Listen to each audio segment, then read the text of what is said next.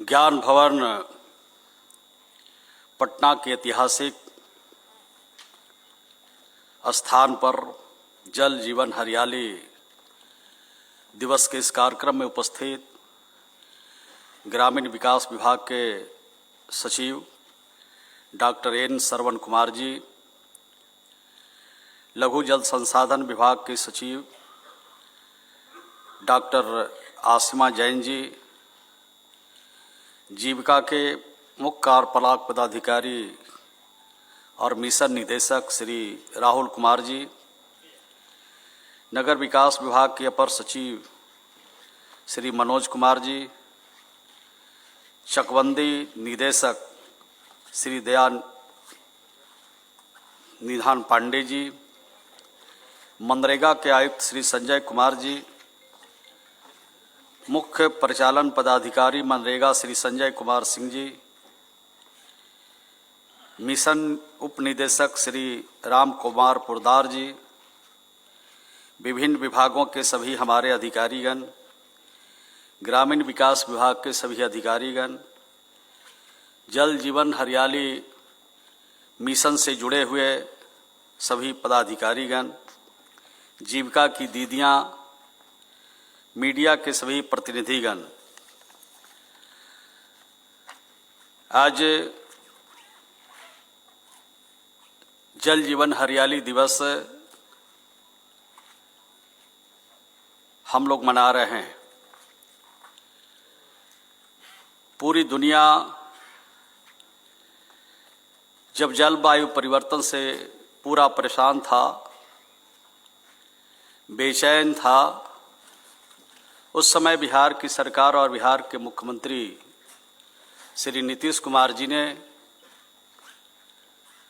फैसला लिया कि बिहार के जितने भी राजनीतिक दल हैं, उनके सभी जो नेता हैं, प्रतिनिधि हैं, उनके साथ मिलकर इस बड़ी चुनौतियों का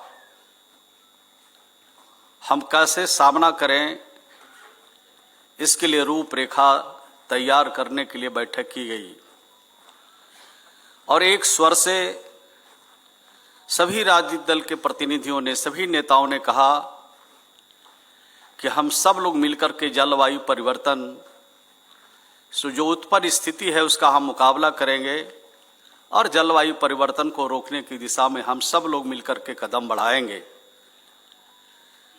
और आपने देखा कि राष्ट्रपिता महात्मा गांधी की 150वीं जयंती के अवसर पर 2 अक्टूबर 2019 से राज्य में जल जीवन हरियाली अभियान का शुभारंभ किया। उसी बैठक का ये परिणाम निकला और यह बात बताते हुए प्रसन्नता हो रही है, खुशी होगी कि नीतीश कुमार जी जब पहली बार बिहार के मुख्यमंत्री बने थे, उस समय बिहार में हरियाली परत मात्र 9% था और धीरे धीरे करके ये बढ़ता गया। आज लगभग 16% से ज़्यादा हुए हैं और 17% करने का हमारा लक्ष्य है और इस लक्ष्य को हम लोग सब मिलकर प्राप्त करेंगे। जैसा कि हमारे सभी अधिकारियों ने, विभिन्न विभागों के अधिकारियों ने जो अपनी बात यहाँ पर रखा, सबकी मन में जो चिंता है और सब लोग जो करना चाहते हैं उसके रूपरेखा के बारे में भी चर्चा किया और पहले भी जो काम किया उसकी चर्चा किया।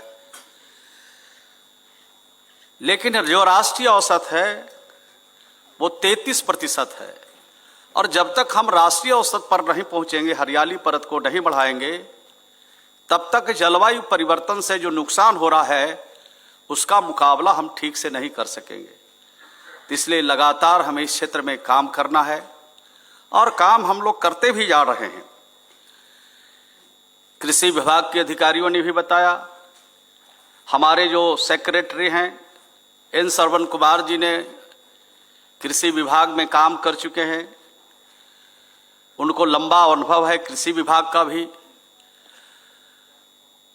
और गांव देहात की भाषा में ये कहें कि जो मौसम का मियाज है वो इतना खराब हो चुका है इसका कुप्रभाव सिर्फ मनुष्य के ऊपर नहीं है, इसका कुप्रभाव सिर्फ पौधे पर नहीं है, इसका कुप्रभाव सिर्फ हमारे फसलों पर नहीं है, यानी संपूर्ण जीव जंतु से लेकर जितने धरती पर सभी चीजें हैं उस पर इसका कुप्रभाव हो रहा है। और उस कुप्रभाव को रोकने के लिए जो हमारी हरियाली परत है उसको बढ़ाना पड़ेगा, और जब तक हरियाली परत अगर हम नहीं बढ़ाते हैं तब तक हम इसका मुकाबला ठीक से नहीं कर सकते हैं। तो चाहे निजी क्षेत्र में हो, चाहे सरकारी क्षेत्र में हो, हर क्षेत्र में पौधा बढ़ाने का काम हम लोग कर रहे हैं। और मुझे विश्वास है कि हमारी जो सफलता है वो धीरे धीरे मुकाम तक पहुंच रही है, और आने वाले दिनों में इसका हम लोग हासिल करेंगे। अब के मनुष्य के ऊपर अगर इसका कुप्रभाव पड़ता है तो पता चल जाता है। और ठीक ही कहा हमारे सचिव ग्रामीण विकास ने कि हम फसलें जो खराब होती है, जो प्राकृतिक आपदाओं से नुकसान होता है, उसकी भरपाई करते जाते हैं, और ये तब तक भरपाई होता रहेगा जब तक हमारा प्राकृतिक जो मौसम है, जलवायु जो परिवर्तन है, जो मौसम का मियाज है, जब तक ठीक नहीं होगा तब तक हमें इनका फसल का मुआवजा देता रहना पड़ेगा। तो इससे बेहतर ये होगा कि हम हरियाली परत को बढ़ाएं, न मनुष्य के ऊपर उसका कुप्रभाव पड़े, न हमारे पौधे पर उसका प्रभाव पड़े, और न हमारे जीव जंतुओं पर उसका कुप्रभाव पड़े। इसलिए जलवायु परिवर्तन को रोकना और हरियाली परत को बढ़ाना हमारा दायित्व है। इसको लेकर सभी विभाग के हमारे जो अधिकारी हैं, जो जल जीवन हरियाली अभियान से जुड़े हैं, सब लोग इस पर मिलकर के काम कर रहे हैं। तो मुझे लगता है कि आने वाले दिनों में इस पर हम लोग सफलता हासिल करेंगे। इसी प्रकार से हमारे मुख्यमंत्री जी हमारे कहते हैं हमेशा कि जल डैश जीवन, जल डैश जीवन डैश हरियाली, यानी जल है, जल और हरियाली है और इसके बीच में जीवन है। तो मनुष्य का जीवन तभी सुरक्षित है जब जल और हरियाली रहेगी, तभी मनुष्य का जीवन सुरक्षित है। ये हम सब लोग भी इस बात को मानते हैं। तो हमने इस पर बहुत सारा काम किया है, जिस पर अभी हम सब लोगों ने देखा है कि ये जो बिहार में हम लोगों ने काम शुरू किया, इसमें एक मानव श्रृंखला भी हम लोगों ने बनाई, और मानव श्रृंखला बना करके पूरे देश और दुनिया को हमने सचेत भी किया। और जो मानव श्रृंखला बना वो पूरे दुनिया में इतना बड़ा मानव श्रृंखला कभी नहीं बना, यानी लगभग 5 करोड़ से ज़्यादा हमारे बिहार के सभी लोग सड़कों पर खड़ा हो गए। 18,000 लंबी मानव श्रृंखला बनी। ये पूरी दुनिया को भी हमने बिहार से संदेश दिया कि हम जलवायु परिवर्तन को हर हालत में रोकेंगे। इसके लिए सिर्फ विभाग के अधिकारी नहीं बल्कि आम जनता को भी हम लोगों ने तैयार किया, और बड़े पैमाने पर मानव श्रृंखला बना करके हम लोगों ने संदेश दिया। आज राज्य में 15 करोड़ 55 लाख से भी ज़्यादा पौधा हम लोगों ने लगाई है, और इस दिशा में और भी तेजी से लगाने का काम चल रहा है। निजी क्षेत्र में मैंने कहा और सरकारी क्षेत्र में भी काम हम लोग कर रहे हैं। जीविका की दीदियों की भी नर्सरी काम कर रही है। वन विभाग और अन्य जो प्राइवेट सेक्टर है उसमें भी नर्सरी लगाने की दिशा में काम हो रहा है। जल स्रोत का जो हमारा जो राजस्व विभाग के तरफ से ये जो हमारे जल स्रोत हैं जो अतिक्रमित है उसको भी अतिक्रमण से मुक्त कराया जा रहा है, और अतिक्रमण मुक्त कराते समय इस बात का ख्याल रखा भी जा रहा है कि जो जल स्रोत पर बसे हुए हैं उनको भी हम लोग लगभग 1735 जो हमारे गरीब लोग बसे थे उनको भी हम लोगों ने हटाया, और मुख्यमंत्री आवास योजना से उनको आच्छादित किया, यानी राज्य के खजाने से उनको जमीन खरीदने के लिए भी पैसा हम लोगों ने 60,000 दिया, अब तो बढ़ के 1 लाख हो गया है।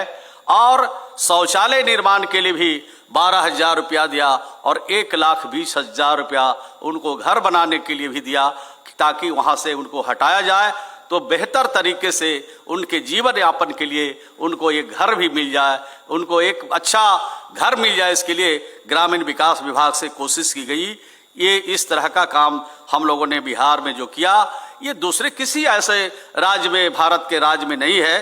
ये दूसरे जगह भी हम लोग जब जाते हैं तो इसकी तहकीकात करते हैं, पूछते हैं, तो ये पता चलता है कि बिहार देश का पहला राज्य है जहां गरीब लोग अगर बसे हैं आहर पर, पैन पर, पोखर पर, तालाब के अंदर, तो उनको भी हटाने के लिए, उनको राज्य के खजाने से घर बनाने के लिए, शौचालय निर्माण के लिए, और जमीन अगर सरकारी नहीं है तो वहाँ जमीन खरीदने के भी लिए हम लोग पैसा देते हैं।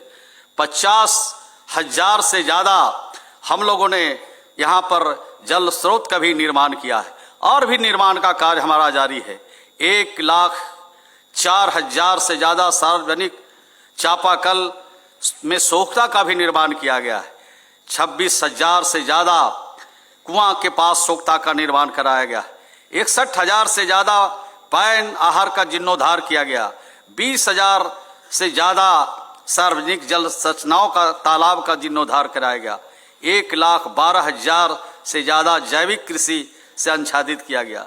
27,000 से ज़्यादा एकड़ भूमि में टपकन सिंचाई योजना से आच्छादित किया गया, और 2,000 से ज़्यादा सरकारी भवनों पर सौर ऊर्जा स्थापित किया गया। 11 विभाग मिलाकर कुल इस अभियान को चलाया गया। तो इस तरह से हम लोग इस काम को आगे बढ़ा रहे हैं, और निश्चित रूप से आने वाले दिनों में जो जलवायु परिवर्तन की चुनौती है उसका हम लोग मुकाबला करेंगे। बिहार का जलवायु परिवर्तन को रोकने में बिहार काफ़ी सफल रहा है, और भी इस सफलता की ओर हम लोग बढ़ रहे हैं।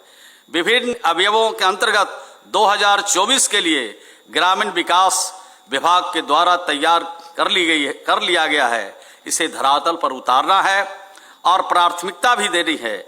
इसे दूर कर जलवायु परिवर्तन को रोकने में हम सब लोग सफल होंगे।